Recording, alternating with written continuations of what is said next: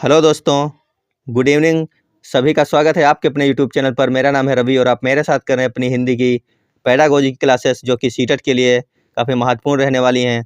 साथियों, उम्मीद है कि आप सभी लोग बहुत ही अच्छे होंगे, बेहतर होंगे और अपनी तैयारी को बहुत ही बेहतरीन तरीके से कर रहे होंगे, क्योंकि जिस प्रकार से आपको हमने अपनी हिंदी पेडागोजी की क्लासेस करवाई हैं, उस प्रकार से आपके एग्जाम में चाहे किस प्रकार का भी क्वेश्चन आ जाए, पेडागोजी का एक भी क्वेश्चन छूटना नहीं चाहिए। आपने हमारी सभी क्लासों को नहीं देखा है तो ज़रूर जाइएगा प्लेलिस्ट में और वहाँ से हिंदी और मैथ्स की दोनों की पूरी पेडागोजी को एक बार ज़रूर देखना, क्योंकि वहीं से क्वेश्चन मिलेंगे आपको देखने को एग्जाम में। तो चलिए शुरू करते हैं अपनी आज की क्लास। आज का पहला क्वेश्चन है, उपचारात्मक शिक्षण की सफलता निर्भर करती है। ऑप्शन देखते हैं। पहला है भाषिक नियमों के ज्ञान पर, दूसरा है समय व अवधि पर, तीसरा है समस्याओं के कारणों की सही पहचान पर, चौथा ऑप्शन है उपचारात्मक शिक्षण की सामग्री पर। तो सभी को करना है आंसर। इसका क्या आंसर हो जाएगा सही? उपचारात्मक शिक्षण की सफलता किस चीज़ पर निर्भर करती है? क्वेश्चन नंबर 1 का सभी लोग आंसर करेंगे। सारे के सारे क्वेश्चन है बेहतरीन। तो आपको करना है बस एक काम, और वो काम ये है कि सेशन को जितने भी लोग इस समय जुड़ चुके हैं सभी लोग शेयर कर दीजिए और सभी साथी मित्रों को जोड़ लीजिए इस क्लास में। उसके बाद में देखते हैं अपना अगला क्वेश्चन। जितने भी लोग नए जुड़ रहे हैं चैनल पर, चैनल को सब्सक्राइब कर लेंगे और एक बार वीडियो को सभी के पास में शेयर कर दीजिए। इसका हो जाएगा ऑप्शन नंबर सी, उपचारात्मक शिक्षण की सफलता समस्याओं के कारणों की सही पहचान पर निर्भर करती है। ऑप्शन नंबर सी बिल्कुल सही आंसर हो जाएगा इसका। चलते हैं नेक्स्ट क्वेश्चन पर। अगला क्वेश्चन है, प्राथमिक स्तर पर कौन सा भाषा शिक्षण का उद्देश्य नहीं है? पहला ऑप्शन है स्पष्टतया एवं आत्मविश्वास के साथ अपनी बात कहना, वर्णमाला को क्रम से कंठस्थ करना, तीसरा है ध्वनि संकेत चिन्ह का संबंध बनाना, चौथा है विभिन्न संदर्भों में भाषा का प्रभावी प्रयोग करना। तो बताइए प्राथमिक स्तर पर कौन सा भाषा शिक्षण का उद्देश्य नहीं होगा? आंसर करेंगे सभी लोग एक बार इसका। तो इसका हो जाएगा ऑप्शन नंबर 2, कंठस्थ करना। यहाँ पे दिया हो वही आंसर हो जाएगा सही, क्योंकि यहाँ पर पूछा गया नहीं, तो नेगेटिव आंसर यहाँ पर यही है सिर्फ। तो इसका हो जाएगा ऑप्शन नंबर बी बिल्कुल सही आंसर। अगला देखते हैं, एक भाषा शिक्षक के रूप में सबसे बड़ी चुनौती है। आपको बताना है कि एक भाषा शिक्षक के रूप में सबसे बड़ी चुनौती कौन सी है इनमें से। पहला है बच्चों को भाषा सीखने के महत्व से परिचित कराना, दूसरा है बच्चों की भाषा को संचार साधनों के प्रभावों से मुक्त रखना, तीसरा है भाषा संसाधनों का अभाव है, चौथा है बहुभाषी कक्षा के शिक्षण के लिए उचित रणनीतियाँ तय करना। तो सभी लोग आंसर करेंगे क्वेश्चन नंबर 3 का। एक भाषा शिक्षक के रूप में सबसे बड़ी चुनौती क्या हो जाएगी? इसका हो जाएगा ऑप्शन नंबर डी, बहुभाषी कक्षा के शिक्षण के लिए उचित रणनीतियाँ तैयार करना। बिल्कुल सही आंसर है ऑप्शन नंबर डी। देखते हैं अगला क्वेश्चन। अगला क्वेश्चन है, प्राथमिक स्तर पर बच्चों की भाषा शिक्षा के संदर्भ में निम्नलिखित में से कौन सा कथन असत्य है? असत्य कथन की छांट करनी है, आपको पहचानना है इनमें से कौन सा कथन हो जाएगा असत्य। पहला है बच्चे समृद्ध भाषा परिवेश में सहज और स्वतः रूप से भाषा में परिमार्जन कर लेंगे, दूसरा है बच्चे भाषा की जटिल और समृद्ध संरचनाओं के साथ विद्यालय आते हैं, तीसरा है बच्चों की भाषा संकल्पना और विद्यालय में प्रचलित भाषा परिवेश में विरोधाभासी भाषा सीखने में सहायक होता है, चौथा है सुधार के नाम पर की जाने वाली टिप्पणियों व निरर्थक अभ्यास से बच्चों में अरुचि उत्पन्न हो सकती है। तो बताइए इनमें से कौन सा ऑप्शन हो जाएगा सही क्वेश्चन नंबर 4 में? तो इसका हो जाएगा ऑप्शन नंबर सी। जितने लोग कर रहे हैं सबका सही है, ऑप्शन नंबर सी इसका बिल्कुल सही आंसर हो जाएगा। चलते हैं अगले क्वेश्चन पर। अगला क्वेश्चन है, प्राथमिक स्तर पर भाषा की पाठ्य पुस्तकों में किस तरह की रचनाओं को स्थान दिया जाना चाहिए? प्राथमिक स्तर पर भाषा की पाठ्य पुस्तकों में किस तरह की रचनाओं को स्थान दिया जाना चाहिए? क्या विदेशी साहित्य की रचनाएं होनी चाहिए? विदेशी साहित्य से हमें क्या करना है? बच्चों को, प्राथमिक बच्चों को ऐसी रचनाएं जो बच्चों के परिवेश से जुड़ी हों और जिनमें भाषा की अलग अलग छटाएं हों, तीसरा है जो प्रत्यक्ष रूप से मूल्यों पर आधारित हों, चौथा है केवल कहानियाँ अथवा कविताएँ। आपको बताया था कि जो सबसे बड़ा आंसर हो, पॉजिटिव आंसर हो, जब कुछ भी ना समझ में आए तो लगा देना। तो यहाँ पर भी लगा दीजिए ऑप्शन नंबर बी, और यही आंसर इसका बिल्कुल सही आंसर है। क्या है? ऐसी रचनाएं जो बच्चों के परिवेश से जुड़ी हों और जिनमें अलग अलग छटाएं हों, बिल्कुल सही आंसर हो जाएगा यही इसका। आगे, भाषा की पाठ्य पुस्तक का निर्माण करते समय सबसे कम महत्वपूर्ण बिंदु इनमें से क्या हो जाएगा? अगर आपको भाषा की पाठ्य पुस्तक का निर्माण करने के लिए बोल दिया जाए तो इनमें से सबसे कम महत्वपूर्ण बिंदु कौन सा हो जाएगा? क्वेश्चन नंबर 6 का हो जाएगा ऑप्शन नंबर बी, पाठकों की संख्या कोई मायने नहीं रखती है। यानी यही आंसर इसका बिल्कुल सही है। सबसे कम महत्वपूर्ण बिंदु है पाठकों की संख्या। ऑप्शन नंबर 6 का हो जाएगा ऑप्शन नंबर बी। आगे देखते हैं, निम्नलिखित में से कौन सा द्वितीय भाषा शिक्षण का उद्देश्य नहीं है? इनमें से कौन सा ऑप्शन ऐसा है जो द्वितीय भाषा शिक्षण का उद्देश्य नहीं होगा? चारों ऑप्शन देखिए और आंसर करेंगे आप लोग। इनमें से कौन सा द्वितीय भाषा शिक्षण का उद्देश्य नहीं है? क्वेश्चन नंबर 7 का सभी लोग आंसर कीजिए।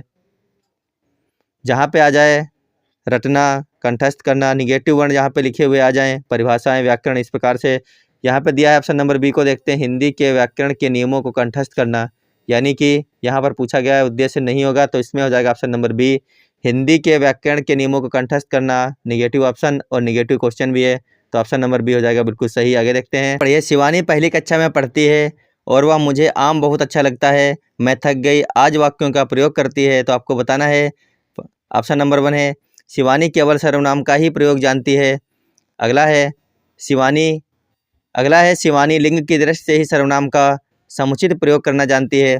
तीसरा है, केवल मैं वाले वाक्य ही बोल सकती है। चौथा है, लिंग वचन क्रिया आदि की दृष्टि से सर्वनाम का प्रयोग करना जानती है। तो बताइए कौन सा ऑप्शन हो जाएगा सही क्वेश्चन नंबर 8 में? सभी लोग आंसर करेंगे इसका। क्वेश्चन नंबर 8 का हो जाएगा ऑप्शन नंबर डी, लिंग वचन क्रिया आदि की दृष्टि से सर्वनाम का प्रयोग करना जानती है शिवानी। ऑप्शन नंबर डी इसका बिल्कुल सही आंसर हो जाएगा। आगे चलते हैं, देखते हैं अगला क्वेश्चन। क्वेश्चन है, एक भाषा शिक्षक के लिए सर्वाधिक महत्वपूर्ण है। पहला ऑप्शन है भाषा का आकलन, दूसरा है बच्चों को भाषा प्रयोग के अवसर उपलब्ध कराना, तीसरा ऑप्शन है भाषा की त्रुटियों के प्रति कठोर रवैया अपनाना, भाषा की पाठ्य पुस्तक। तो बताइए एक भाषा शिक्षक के लिए सर्वाधिक महत्वपूर्ण इनमें से क्या हो जाएगा? क्वेश्चन नंबर 9 का सभी लोग आंसर करेंगे। भाषा शिक्षक के लिए सबसे महत्वपूर्ण होता है बच्चों को भाषा प्रयोग के अवसर उपलब्ध करना। जहाँ पे अवसर दिख जाए बिल्कुल सही आंसर हो जाएगा, वो पॉजिटिव आंसर होता है, सबसे अवसर उपलब्ध कराना। आगे देखते हैं, भाषा की कक्षा में एक शिक्षक बच्चों से क्या अपेक्षा करता है? तो सभी लोग आंसर कीजिए इसका। क्वेश्चन नंबर 10 का, कि भाषा की कक्षा में एक शिक्षक बच्चों से क्या अपेक्षा करता है? शिक्षक अपेक्षा करता है बच्चों से कि बच्चे सवालों के बंधे बंधा या रटे रटाए जवाब ना दें। ऑप्शन नंबर सी हो जाएगा बिल्कुल सही आंसर। चलते हैं अगले क्वेश्चन पर। क्वेश्चन है, बच्चे अपने परिवेश में स्वयं भाषा अर्जित करते हैं। इसका एक निहितार्थ यह है कि बच्चों को केवल लक्ष्य भाषा का ही परिवेश उपलब्ध कराया जाए। दूसरा है बच्चों को अत्यंत सरल भाषा का परिवेश उपलब्ध कराया जाए। तीसरा है बच्चों को बिल्कुल भी भाषा न पढ़ाई जाए। चौथा है बच्चों को समृद्ध भाषिक परिवेश उपलब्ध कराया जाए। सभी लोगों को आंसर करना है। क्या हो जाएगा क्वेश्चन नंबर 11 का? आंसर कीजिए सभी लोग। बच्चे अपने परिवेश में स्वयं भाषा अर्जित करते हैं। इसका एक निहितार्थ यह है कि बच्चों को समृद्ध भाषिक परिवेश उपलब्ध कराया जाए, यानी ऑप्शन नंबर डी बिल्कुल सही आंसर हो जाएगा इसका। देखते हैं अगला क्वेश्चन। क्वेश्चन है भाषा का प्रयोग। क्वेश्चन नंबर 12 है भाषा का प्रयोग। उसके बाद में आपको बताना है क्या हो जाएगा। ऑप्शन देखिए और आंसर कीजिए। भाषा का प्रयोग क्या हो जाएगा आगे? सभी लोग आंसर करेंगे क्वेश्चन नंबर 12 का। एक बार वीडियो को लाइक कर लीजिए और जितने लोग नए जुड़ रहे हैं चैनल पर, चैनल को सब्सक्राइब कर लीजिए सभी लोग। भाषा का प्रयोग हो जाएगा इसमें ऑप्शन नंबर 2 हो जाएगा, जीवन के विभिन्न संदर्भों में होता है भाषा का प्रयोग। बिल्कुल सही आंसर है बी इसका। आगे देखते हैं, भाषा के व्याकरण की समझ को, पहला ऑप्शन है केवल वस्तुनिष्ठ प्रश्नों के माध्यम से आंका जाना चाहिए। दूसरा है केवल लघु उत्तर प्रश्नों के माध्यम से आंका जाना चाहिए। तीसरा है निबंधात्मक प्रश्नों के माध्यम से आंका जाना चाहिए। चौथा ऑप्शन है संदर्भ परक प्रश्नों के माध्यम से आंका जाना चाहिए। तो बताइए भाषा के व्याकरण को क्या इसमें हो जाएगा सही आंसर? तो इसका हो जाएगा ऑप्शन नंबर डी, संदर्भ परक प्रश्नों के माध्यम से आंका जाना चाहिए। बिल्कुल सही आंसर है ऑप्शन नंबर डी। चलते हैं अगले क्वेश्चन पर। अगला क्वेश्चन है, पत्र पत्रिकाएं भाषा सीखने में, पहला है बाधक हैं, दूसरा है त्रुटियों को बढ़ावा देती हैं, तीसरा है बड़ों के पढ़ने की वस्तु हैं, चौथा है साधक हैं। तो पत्र पत्रिकाएं भाषा सीखने में किस प्रकार से उपयोगी हैं आपको ये बताना है। पत्र पत्रिकाएं भाषा सीखने में साधक होती हैं। ऑप्शन नंबर डी बिल्कुल सही आंसर हो जाएगा इसका। क्या होती हैं? साधक होती हैं। आगे देखते हैं, भाषा कक्षा में विभिन्न दृश्य श्रव्य साधनों का उपयोग का उद्देश्य नहीं है। अब आपको बताना है, निगेटिव क्वेश्चन है, नहीं पूछ रहा है कि भाषा कक्षा में विभिन्न दृश्य श्रव्य साधनों का उपयोग का उद्देश्य नहीं होगा। और आप ऑप्शन देखिए और आंसर कीजिए सभी लोग इसका क्वेश्चन नंबर 15 का एक बार।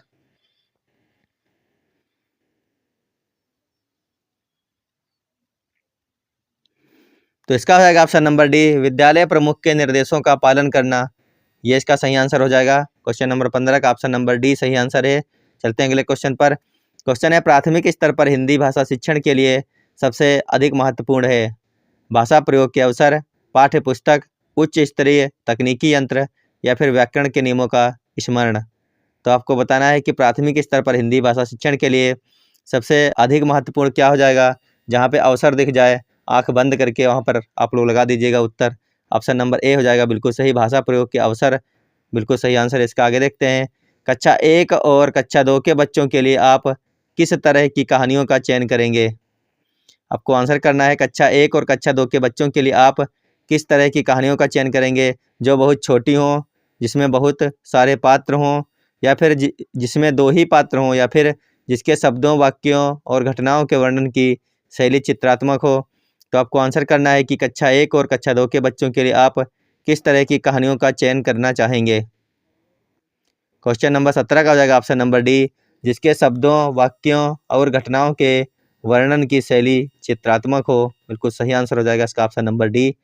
अगला क्वेश्चन है, प्राथमिक स्तर पर भाषा सीखने से तात्पर्य है भाषा वैज्ञानिक तथ्य स्पष्ट करना, भाषा का व्याकरण सीखना, उच्च स्तरीय साहित्य पढ़ना या फिर भाषा का प्रयोग सीखना। तो सभी लोग आंसर कीजिए, प्राथमिक स्तर पर भाषा सीखने से क्या तात्पर्य है।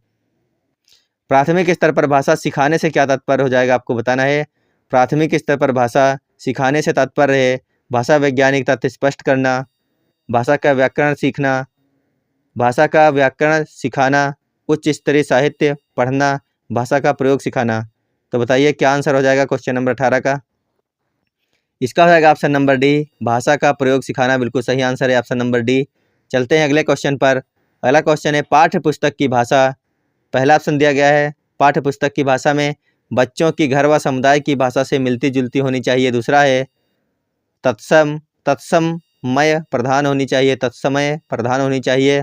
तीसरा है तद्भव प्रधान होनी चाहिए। चौथा है अधिकाधिक कठिन शब्दों से युक्त होनी चाहिए। तो बताइए पाठ्य पुस्तक की भाषा किस प्रकार की होनी चाहिए। इसका हो जाएगा ऑप्शन नंबर 1, बच्चों की घर व समुदाय की भाषा से मिलती जुलती होनी चाहिए। बिल्कुल सही आंसर है ऑप्शन नंबर 1। आगे देखते हैं, प्राथमिक स्तर पर भाषा शिक्षण की प्राथमिकता होनी चाहिए। कैसी होनी चाहिए प्राथमिकता। पहला है केवल बोलकर पढ़ने की क्षमता विकसित करना। दूसरा है कविता और कहानी के द्वारा केवल श्रवण कौशल का विकास करना। तीसरा है बच्चों की रचनात्मकता और मौलिकता को पोषित करना। चौथा ऑप्शन है बच्चों की चित्रांकन क्षमता का विकास करना। तो आपको बताना है प्राथमिक स्तर पर भाषा शिक्षण की प्राथमिकता किस प्रकार की होनी चाहिए। क्वेश्चन नंबर 20 का सभी लोग आंसर करेंगे।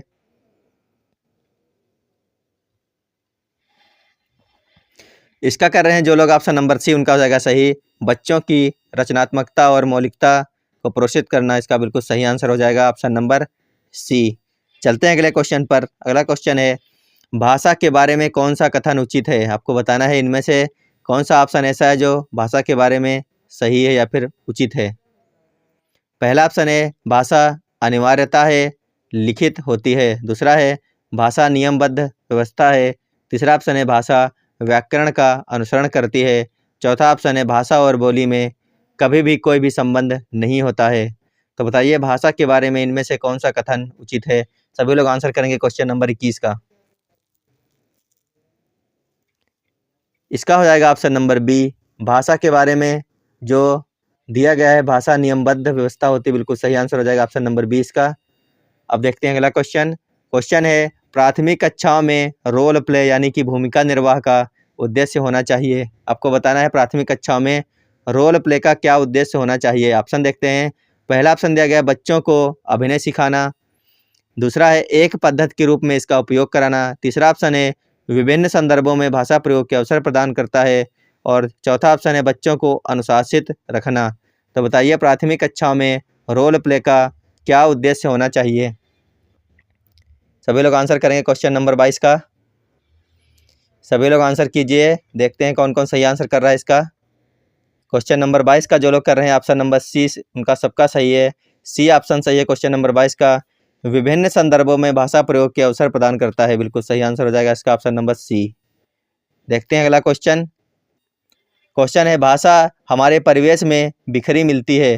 क्या होता है? भाषा हमारे परिवेश में बिखरी हुई मिलती है। यह कथन किस पर लागू नहीं होता? भाषा प्रयोगशाला, अखबार, विज्ञापन या फिर साइन बोर्ड। तो बताइए भाषा हमारे परिवेश में बिखरी मिलती है, या कथन किस पर लागू नहीं होता है? भाषा प्रयोगशाला पर, अखबार पर, विज्ञापन पर या फिर साइन बोर्ड पर। क्वेश्चन नंबर 23 का सभी लोग आंसर करेंगे एक बार।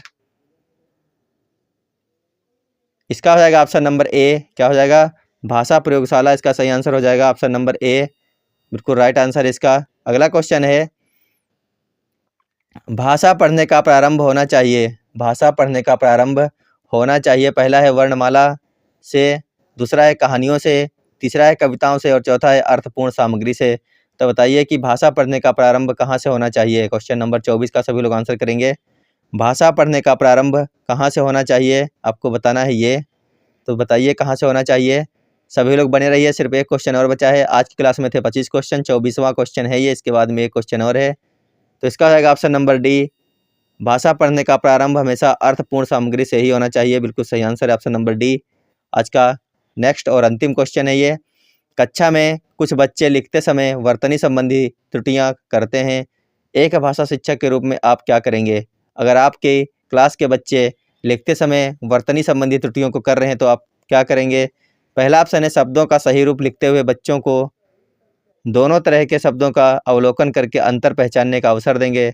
दूसरा ऑप्शन है उन्हें सख्त निर्देश देंगे कि वह आगे से गलती ना करें। तीसरा है उनकी त्रुटियों पर बिल्कुल ध्यान नहीं देंगे। चौथा है उनसे शब्दों को 20 बार लिखाने के लिए या फिर लिखने के लिए कहेंगे। तो बताइए इनमें से कौन सा हो जाएगा ऑप्शन सही? Question number 25।